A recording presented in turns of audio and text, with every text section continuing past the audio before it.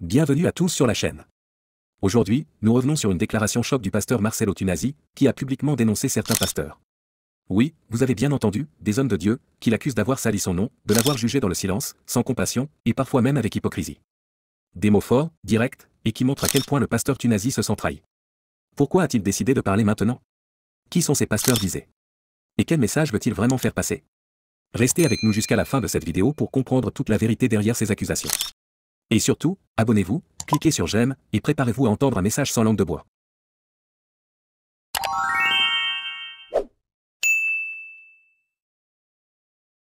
Il y a un peu plus d'un an, le pasteur Marcelo Tunasi perdait tragiquement son épouse, Blanche Odia Candolo, une femme de foi, respectée et aimée. Ce décès a bouleversé de nombreuses vies, et particulièrement celle du pasteur, connu pour son attachement profond à sa défunte épouse. Mais en juillet 2025, un événement inattendu secoue la sphère chrétienne. Marcelo Tunasi annonce son remariage avec une femme prénommée Esther Aïcha. Tout ça, et nous tenons également à dire au peuple de Dieu que notre père, l'apôtre Marcelo Tunasi, va se marier ce mercredi 23 juillet 2025. Ça sera à Bruxelles, en Belgique, avec la servante de Dieu, Esther Aïcha. Est-ce que nous pouvons bénir le Seigneur? Est-ce que nous pouvons acclamer Jésus? Lui qui est le maître de temps et de circonstances. Rapidement, les critiques affluent. Beaucoup s'interrogent. Certains applaudissent, d'autres condamnent. Sur les réseaux sociaux, c'est l'agitation. Face à la tempête médiatique, Marcelo Tunasi prend la parole. Mais pas pour se justifier. Il s'adresse directement à ses fidèles et dit, avec une voix tremblante mais ferme. D'ailleurs, lorsque tu ne parles pas et tu es témoin de sa bonté, c'est toi qui es coupable. Vous tous qui me connaissez et qui ne parlez pas, vous êtes des coupables. Vous tous qui connaissez comment je marche avec Dieu, comment j'ai aimé mon épouse, comment je crains Dieu et je l'aime de tout mon cœur, mais vous ne parlez pas, c'est vous qui êtes des coupables. C'est vous les coupables. Ton enfant revient à la maison à 16 h. Et puis on dit qu'il a tué quelqu'un à 18 h. Toi, tu as la preuve que depuis 16 h, il était là. Que vas-tu dire devant le juge? Je vais me taire, Dieu va combattre pour mon enfant. Tu vas prouver que ton enfant était à 16 h. Mais quand il s'agit des hommes de Dieu, taisez-vous, taisez-vous. Mais si vous voulez qu'on se taise, vous parlez qu'on était déjà à la maison à 16 h. Ce n'est pas de votre faute. Ça a toujours été enseigné comme ça. C'est le conseil qu'on lance à quiconque est calomnié, à quiconque est attaqué publiquement, parce qu'on n'a que ça. Mais on ne fonde pas une doctrine sur un verset. Il y a un temps pour se taire et un temps pour parler. J'aime ce verset. Souvent, c'est une contradiction quand tu es un nouveau lecteur de la Bible que tu ne comprendras pas. Mais quand tu grandis, c'est tellement beau, cette contradiction qui n'est pas une contradiction. Proverbe 26, versets 4 à 5. Proverbe 26, 4 à 5. Ne réponds pas à l'insensé selon sa folie, de peur que tu ne lui ressembles toi-même.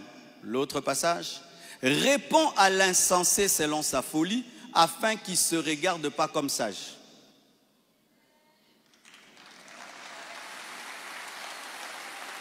Comment comprenez-vous ce passage? La plupart des temps, nous aimons le premier verset. Ne réponds pas à un insensé, tu vas ressembler à un insensé. Quand tu as des beaux habits, on ne se bat pas avec celui qui est ça. Quand tu es un fou, on ne se bat pas avec un fou. La Bible dit quoi? Il y a un temps pour ne pas répondre à un insensé de peur de lui ressembler. Mais il y a un temps pour répondre à l'insensé de peur qu'il pense qu'il est sage. Quand est-ce que tu accomplis ces deux versets? Selon la direction de Dieu. Il y a un temps, Dieu te dit, ne lui réponds pas, tu vas lui ressembler. Il y a un temps, Dieu dit, réponds-lui, il va croire qu'il est sage. Et moi aujourd'hui, c'est le deuxième verset. Je vais répondre à l'insensé de peur qu'il pense qu'il est sage. La Bible. La Bible. Et je ne change pas la doctrine. Non, j'ai toujours enseigné ça. Sinon, tous ces frères et sœurs qui sont des avocats pêchent parce qu'ils empêchent les gens de se taire. Vous qui êtes des avocats et qui dites aux gens, tais-toi, Dieu va combattre pour toi. Pourquoi maintenant vous combattez pour les innocents?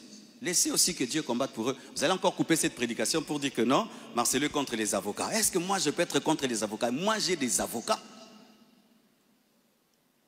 Frères et sœurs,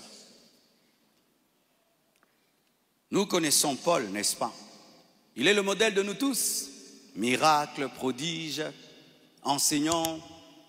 Paul a écrit le 3/4 de la Bible.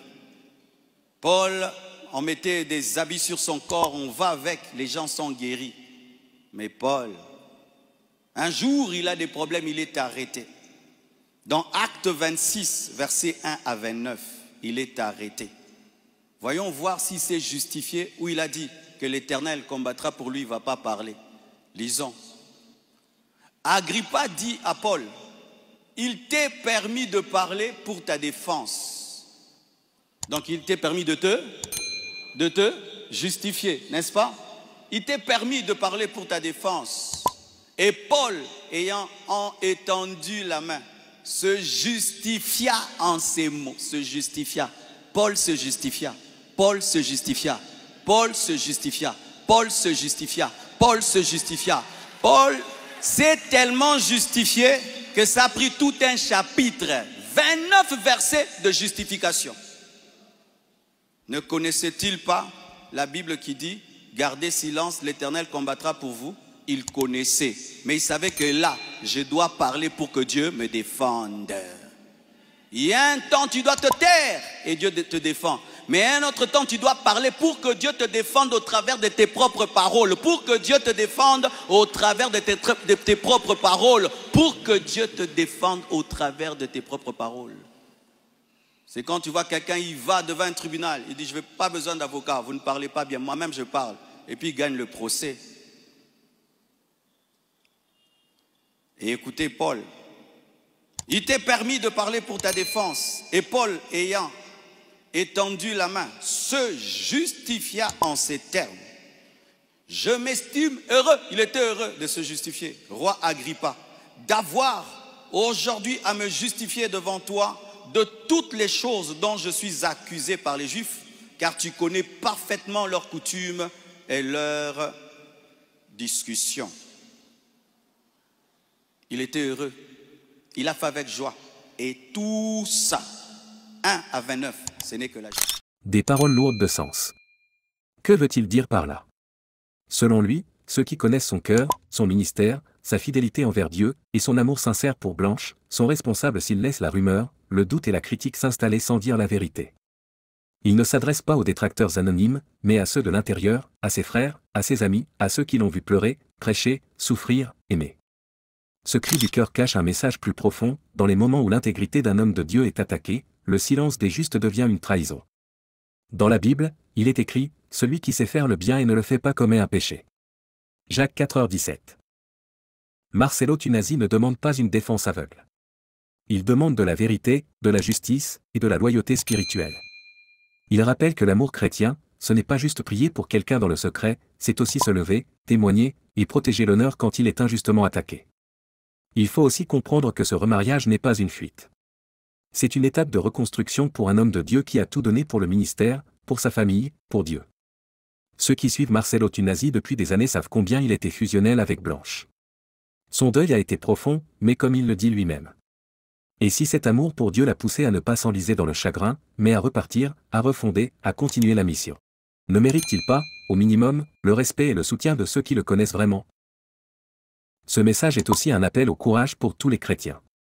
Trop souvent, nous laissons les réseaux sociaux, les rumeurs, les critiques injustifiées prendre le dessus, pendant que ceux qui connaissent la vérité se taisent. Le pasteur appelle à une prise de conscience, ne soyez pas passifs.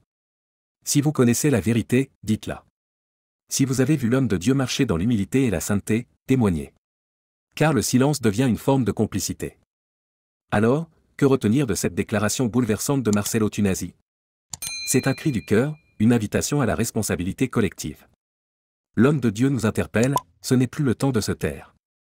Il veut que la vérité soit dite, que la paix soit restaurée, et que la mission continue dans l'unité. Que chacun fasse son introspection, suis-je de ceux qui savent? Mais qui se taisent? Si cette vidéo vous a interpellé, mettez un like, abonnez-vous et activez la cloche de notification pour ne rater aucune de nos prochaines vidéos. Dites-nous en commentaire, pensez-vous que le pasteur Marcelo Tunasi a eu raison de parler ainsi? Et auriez-vous, vous aussi, le courage de parler si vous étiez à sa place? Merci d'avoir regardé cette vidéo jusqu'à la fin. Que Dieu vous bénisse abondamment, et à très bientôt.